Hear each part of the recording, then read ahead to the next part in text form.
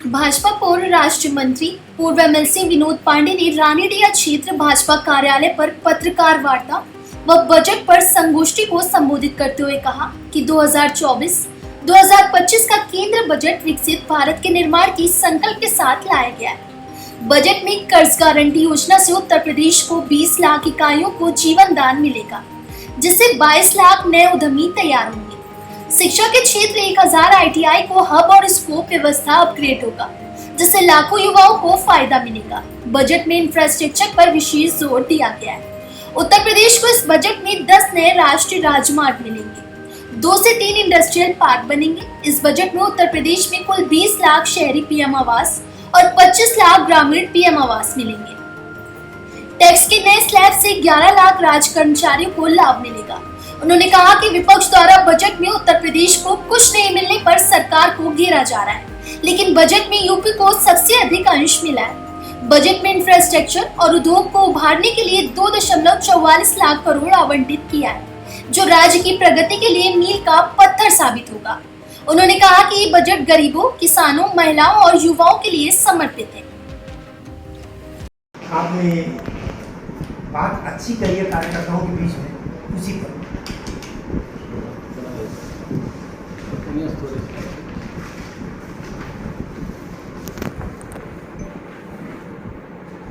Sir आज budget पे गोष्ठी की गई है। भारतीय जनता पार्टी को बजट पेश होने के बाद चाहे मंत्री हों या वरिष्ठ कार्यकर्ता हों, क्या जरूरत पड़ी कार्यकर्ताओं के बजट के बारे में बताने की गोष्ठी करके? दरअसल जब केंद्रीय सरकार ने बजट प्रस्तुत किया पार्लियामेंट में, तो एक माहौल बनाया गया इंडिया गठबंधन के राजनीतिक दलों द्वारा कि इस बजट में तो कुछ है नहीं, ये तो कुर्सी बचाओ बजट है, इसमें तो केवल आंध्र प्रदेश की बात है, इसमें तो केवल बिहार की बात है। तो जो 48,50,000 करोड़ का बजट है, ये क्या बिहार आंध्र प्रदेश को दिया गया है? यह पूरे देश के संपूर्ण विकास की दृष्टि से 1947 में हम विकसित राष्ट्रों की बात में खड़े हो, उसको केंद्र में रख कर के हमारा जो प्रयास चल रहा है, यह बजट उसी प्रयास की एक अवधारणा जो है उसी के बेस और उसी के आधार पर भारतीय जनता पार्टी ने सारे राज्यों की चिंता की है। तो ये बजट जो हम उनके बीच में ले आए संगोष्ठी के रूप में सिर्फ इस नाते ले आए हैं कि ये जो भ्रम पैदा कर रही है विपक्षी दल समाज के अंदर कि अरे इस बजट में तो उत्तर प्रदेश को कुछ मिला ही नहीं, तो कोई कहता है उत्तर प्रदेश का तो नाम ही नहीं लिया। तो मैं बताना चाहता हूं कि 2,44,000 करोड़ रुपया उत्तर प्रदेश को इस बजट के आवंटन में मिला है। और जो वो 10 क्लस्टर बना रहे हैं, इंडस्ट्रियल बेल्ट डेवलप करने की कोशिश कर रहे हैं, उस 10 में 2 से 3 तो उत्तर प्रदेश को मिलने जा रहा है। तो यह एक जो झूठी माहौल बनाने की कोशिश किया जा रहा है कि ये सरकार तो कुछ नहीं है और उत्तर प्रदेश के लिए तो कुछ नहीं है, तो यह उस अवधारणा को तोड़ने के लिए जो बनाने की कोशिश कर रहे हैं, मेरा कार्यकर्ता उसका जवाब दे और किस रूप में जवाब दे। इसी के लिए हमारी रिसर्च टीम ने वो सारे बिंदु तैयार किए हैं, जिसमें इस संगोष्ठी में उस विषय पर चर्चा हुई है। वो जनता के बीच से जुड़े हुए लोग हैं, कोई डॉक्टर है, कोई शिक्षक है, कोई अधिवक्ता है, इनको प्रत्येक जनता के बीच में काम करना होता है, तो ये उस सवाल का आसानी से जवाब दे देंगे। इसका इतना अगर ये बात है तो केंद्रीय वित्त मंत्री एक प्रेस कॉन्फ्रेंस के माध्यम से कार्यकर्ताओं को अगर कहती तो पूरे देश के कार्यकर्ताओं को जाता।